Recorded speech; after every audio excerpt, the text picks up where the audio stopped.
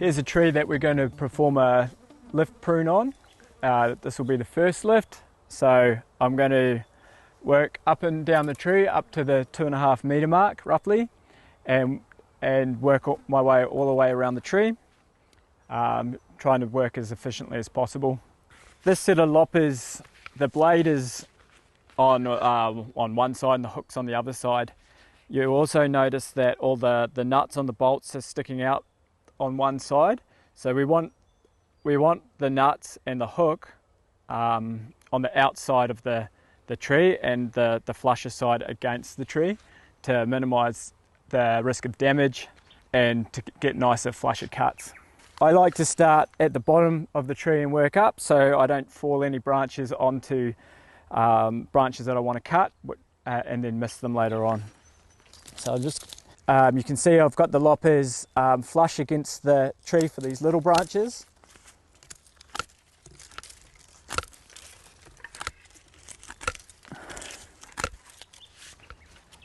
Now for this bigger branch, it's important to note the branch collar. So rather than trying to cut it flush with the stem of the tree, I'm actually going to cut it on an angle very close to perpendicular with the branching direction. That way I'm avoiding cutting that branch collar, which the tree needs to then heal over top of the wound. If I was to damage that branch collar, it would have to heal the branch collar before it can start occluding. So I've got the loppers in position. Now these loppers, it can be counterintuitive.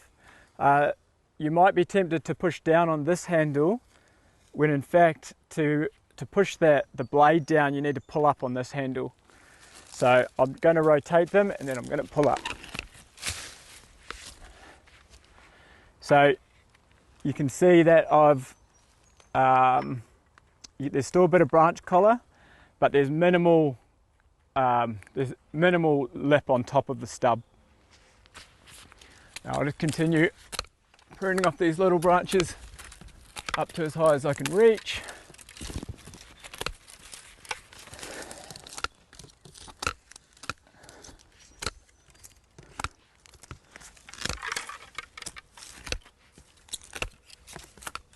With this branch here, I'm going to demonstrate using the hand saw.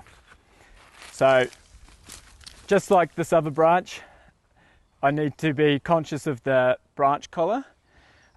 With a hand saw, I'm going to make a bottom cut, so below, and I'm going to keep it as level as possible, and I'm going to go up as high as possible before it starts pinching the blade. Then with my top cut, that cut is going to be lined up a little bit further out on the branch than the bottom cut. So once I cut far enough through, the branch will drop away without peeling the bark of the tree.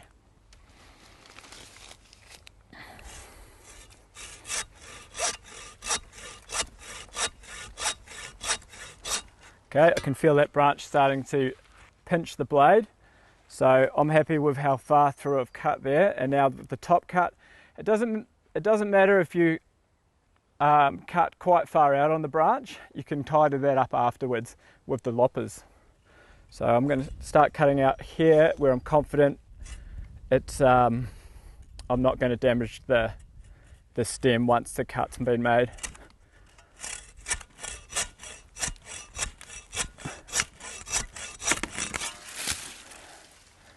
So you can see there's a bit of a lip there for me to tidy up. I'm just going to use my loppers to do that.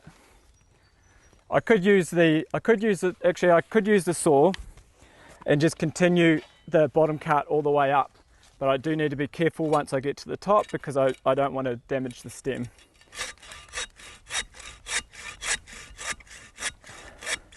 There are some species of trees that you need to be very careful around the base, such as spotted gum. Often the branches will grow almost below the soil layer, so they're really easy to miss. So you always check down low.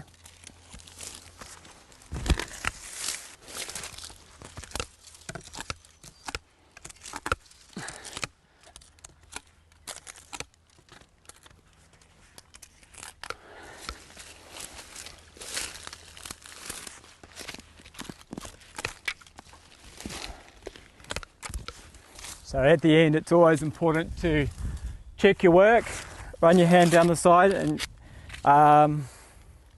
to check if you've missed anything, or if what we call coat hangers, which are stubs that are sticking out, they're going to take longer to heal over.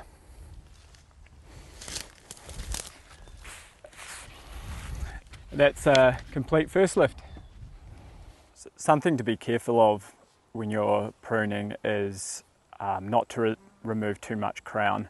The more foliage you take away from the tree, the less ability that tree has to grow. So every cut you make on the tree, you are weakening it to a certain degree, and you are exposing it to disease getting in or insect attack. You want to minimise the cuts that you make.